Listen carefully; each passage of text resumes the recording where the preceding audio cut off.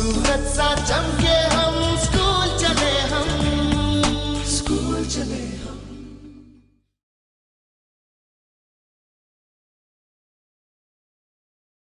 प्यारे बच्चों, मैं ज्योति वर्मा शासकीय नवीन विनोबा उच्चतर माध्यमिक विद्यालय में पदस्थ हूँ।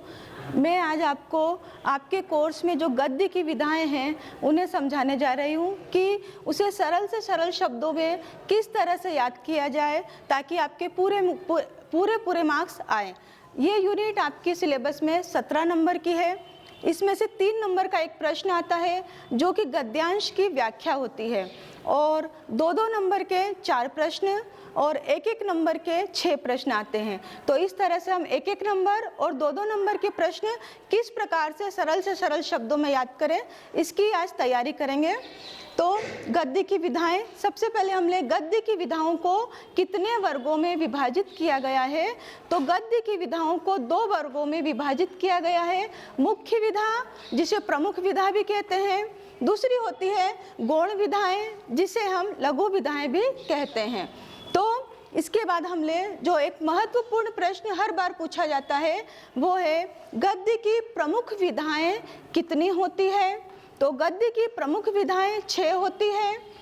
निबंध, नाटक, निबंध, कहानी, उपन्यास, नाटक, एकांकी, आलोचना। अब यहाँ पर 2 प्रश्न बनते हैं। एक प्रश्न 1 नंबर वाला भी आता है और 2 नंबर वाला प्रश्न भी पूछा जाता है। 1 नंबर वाले प्रश्न की तैयारी हम यहाँ से करेंगे कि गद्य की प्रमुख विधाएं कितनी हैं। तो गद्य की प्रमुख विधाएं कितनी हैं? 6।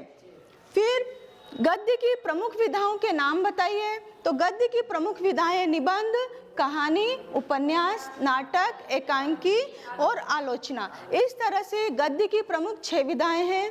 और इसके बाद अगला प्रश्न आता है गद्य की कोई 5 गौण विधाओं के नाम बताइए। अब गद्य की गौण विधाएं बहुत सारी है, जिनमें से हम कोई 4 या 5 नाम याद करेंगे। अब गौण विधाएं याद करने के लिए जीवनी, आत्मकथा, रेखाचित्र, संस्मरण, पत्र, डायरी, रिपोर्टा, साक्षात्कार, इनमें से कोई भी 4 या 5 गौण विधाओं के नाम आप लोग याद कर सकते हैं। तो इस तरह से इसमें प्रमुख और गौण विधाएं जो दी गई हैं ये तुम्हें याद करनी है। अब इसमें से 1 नंबर के प्रश्न की तैयारी किस तरह से की जाए। तो तुम्हारी जो बुक्स हैं, किताबें हैं, उनमें पाठ के नाम और लेखक के नाम जहाँ पर दे रखे हैं, तो 1 नंबर के प्रश्न के लिए याद करते हैं। जैसे नेताजी का चश्मा के लेखक का नाम बताइए, तो उत्तर आता है स्वयं प्रकाश। इसी में एक चीज और जोड़ लेना आप लोग कि नेताजी का चश्मा पाठ गद्य की कौन सी विधा के अंतर्गत लिखा गया है। तो नेताजी का चश्मा पाठ गद्य की कौन सी विधा है? तो कहानी है। ठीक है, तो आप पाठ जहाँ पर लिखे हुए हैं, लेखक के नाम लिखे हैं, वहीं पर आप विधा का नाम भी लिख लोगे तो जितने भी इस टॉपिक में से 1 नंबर के प्रश्न बनते हैं, सारे प्रश्न लगभग आपके तैयार हो जाएंगे। अब इसके बाद इसमें सबसे महत्वपूर्ण प्रश्न आते हैं नाटक, एकांकी, कहानी, उपन्यास के तत्वों के नाम लिखिए। ये एक प्रश्न नहीं है, ये 4 प्रश्न हैं। अलग अलग पूछा जाता है, नाटक के तत्वों के नाम बताइए, या कहानी के तत्वों के नाम बताइए, या उपन्यास के तत्वों के नाम बताइए। इस तरह से 4 प्रश्न इस पे बनते हैं, जिन्हें हम केवल एक सूत्र के द्वारा याद कर सकते हैं। वो सूत्र है कपास दे भाऊ। ये सूत्र से हम पूरे तत्वों के नाम 4 प्रश्नों को याद कर से हैं। क से कथानक, प से पात्र और चरित्र चित्रण, स से संवाद, दे से देश काल और वातावरण, भ से भाषा शैली, उ से उद्देश्य। इस प्रकार से ये 6 तत्व 4 प्रश्नों में कॉमन है, जो आप 4 प्रश्नों में लिख सकते हैं। तो इस प्रकार से 4 प्रश्नों की तैयारी एक सूत्र के आधार पर आप कर सकते हैं। इसके बाद नाटक और एकांकी, इनमें एक तत्व और बढ़ जाता है, वो होता है अभिनय तत्व, क्योंकि नाटक और एकांकी का रंगमंच पर मंचन किया जाता है। इतना डिटेल में ना याद करें तो सिर्फ कपास दे भाव इस सूत्र से 4 प्रश्नों के उत्तर आप याद कर सकते हैं कि इनके तत्वों के नाम क्या है। इस तरह से आप कर सकते हैं। इसके बाद इस इकाई में सबसे महत्वपूर्ण प्रश्न आते हैं, वो है अंतर वाले प्रश्न, कहानी और उपन्यास में अंतर, नाटक और एकांकी में अंतर, आत्मकथा और जीवनी में अंतर। तो इन प्रश्नों में भी जो कॉमन बिंदु है, कॉमन अंतर है, वो याद करें। मैंने यहाँ पर बहुत सारे अंतर लिखे हैं, 2 नंबर का प्रश्न इसमें से बनता है, तो 2-2 अंतर भी याद करेंगे तो आपको पूरे में से पूरे नंबर ला सकते हो। कहानी और उपन्यास में अंतर, सबसे पहला अंतर आता है कहानी छोटी होती है, उपन्यास बड़ा होता है। या फिर आपने याद किया हो कि कहानी संक्षिप्त होती है तो उधर लिखेंगे उपन्यास विस्तृत होता है। एक ही बात है ये। फिर दूसरा आता है कहानी में एक ही घटना का वर्णन होता है, उपन्यास में अनेक घटनाओं का वर्णन होता है। कहानी में पात्रों की संख्या कम होती है, उपन्यास में पात्रों की संख्या अधिक होती है। अब आसानी से याद कर सकते हैं कि जो चीज़ छोटी है उसमें पात्र भी कम होंगे, तो कंफ्यूज ना होना। कहानी में पात्रों की संख्या कम होती है, उपन्यास में पात्रों की संख्या अधिक होती है। फिर कहानी में जिज्ञासा अधिक होती है और उपन्यास में जिज्ञासा तो होती है लेकिन कहानी की अपेक्षा कम जिज्ञासा होती है। तो इस तरह से ये अंतर वाले प्रश्न 4 इसमें अंतर मैंने बताए हैं आपको। आप कोई भी 2 अंतर याद करें। अब जैसे कहानी और उपन्यास में अंतर याद किया है, वैसे के वैसे ही नाटक और एकांकी या एकांकी और नाटक में भी अंतर है। अब एकांकी 1 अंक, इसी नाम से आप बता सकते हैं कि एकांकी में 1 ही अंक होता है।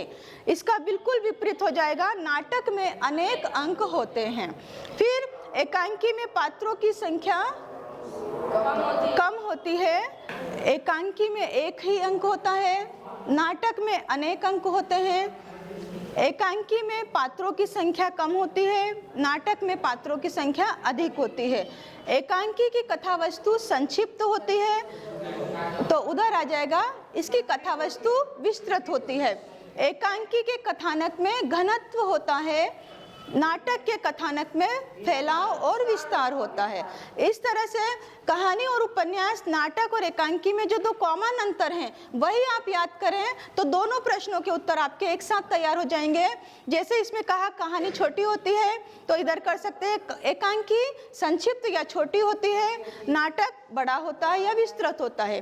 कहानी में हमने याद किया कि पात्रों की संख्या कम होती है, वैसा ही एकांकी में भी कर सकते हो कि एकांकी में पात्रों की संख्या कम होती है, नाटक में पात्रों की संख्या अधिक होती है। 2 अंतर याद करेंगे कहानी और उपन्यास में, नाटक और एकांकी में भी वही अंतर आप काम में ले सकते हो। इसके बाद अगला आता है जीवनी और आत्मकथा में अंतर।